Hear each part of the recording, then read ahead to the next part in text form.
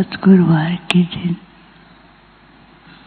आप सबकी स्नेह भरी यादें लेकर जैसे मैं वतन में पहुंची तो बाबा तो पहले से ही वतन में जैसे बच्चों का इंतजार कर रहे थे। बाबा ने कहा, बच्ची आपके साथ और कौन आया है? मैंने कहा, बाबा बहुतों का याद प्यार लेके आई हूँ। बाबा ने कहा, नहीं, इस अव्यक्त मास में बाबा बच्चों को वतन में निमंत्रण भी देते हैं और बच्चे बीच बीच में अपने पुरुषार्थ से वतन में बाबा के पास पहुंच भी जाते हैं और बाबा से बहुत मिलन मनाते हैं। तो इतने में बाबा ने कहा कि देखो अभी कौन है।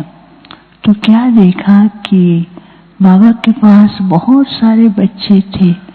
बाबा ने कहा, देखा बाप बच्चों के स्नेह को देखकर कितना हर्षित हो रहे हैं और बाबा हर एक को दृष्टि भी दे रहे थे। तो दृष्टि से हर एक के पास कोई न कोई वरदान पहुंच रहा था। कुछ सेकंड के बाद बाबा ने कहा, ये बच्चे कितने सौभाग्यशाली हैं।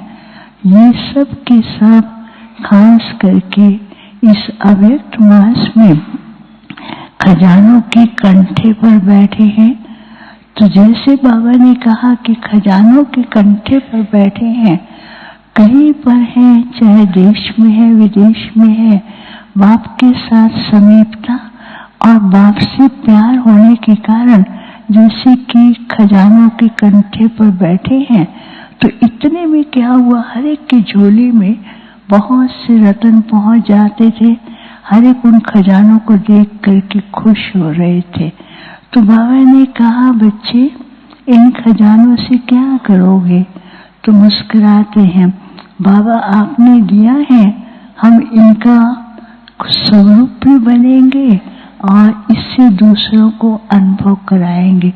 तो बाबा ने कहा, अच्छा तो आज बाप भेजते हैं कि इस मास के अंदर बच्चों को सारे विश्व के अंदर कैसे चक्कर लगाना है और कैसे सबको बाप के साथ वरदानों की प्राप्ति का जो अनुभव है वो भी सूक्ष्म शरीर के द्वारा जाकर के सबको संदेश देना है। तो बाबा ने ऐसे कहा और उस समय दो प्लेन सामने आते हैं।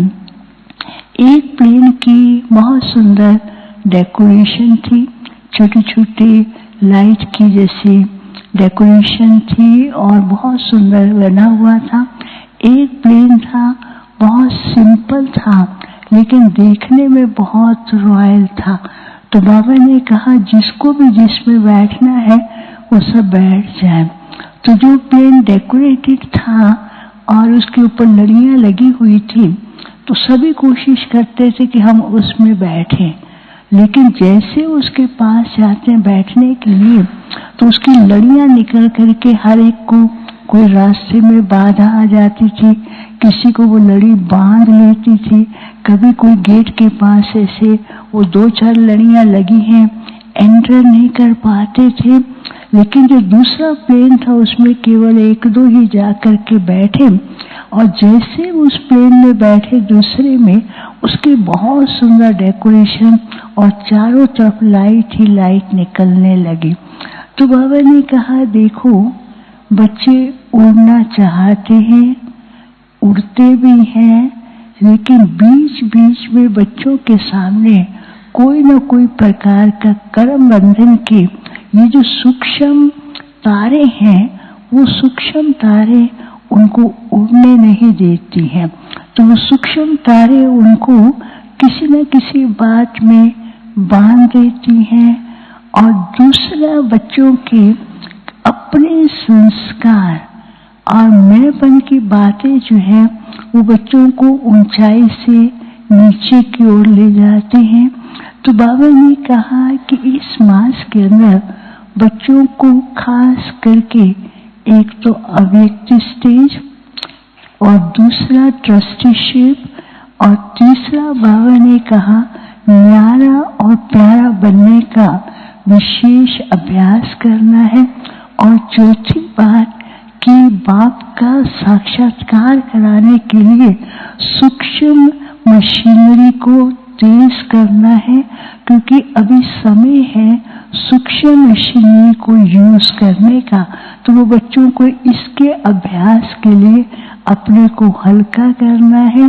जो भी छोटी छोटी बातें बंधन के रूप में या कर्म बंधन के रूप में आती हैं, उससे डिटैच होकर के बाप को साथ रख के करें।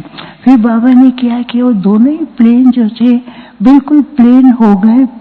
फिर सब बच्चे दोनों में बैठते हैं और जैसे बैठते हैं तो उस प्लेन की बाहर से इतनी सुंदर लड़ियों से डेकोरेशन होती है, और जैसे वो उड़ते हैं ऊपर की ओर तो बाहर दुनिया में कई लोग देख रहे थे कि ये कौन आया है।